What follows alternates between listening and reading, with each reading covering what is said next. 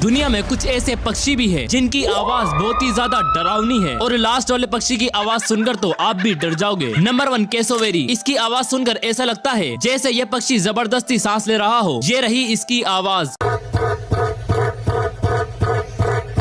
Number 2 white bell bird. इसकी आवाज सुनने में आपको भले ही फनी लगे, लेकिन इसकी आवाज को सबसे ज्यादा लाउड और स्केरियस्ट बताया गया है। ये रही इसकी आवाज।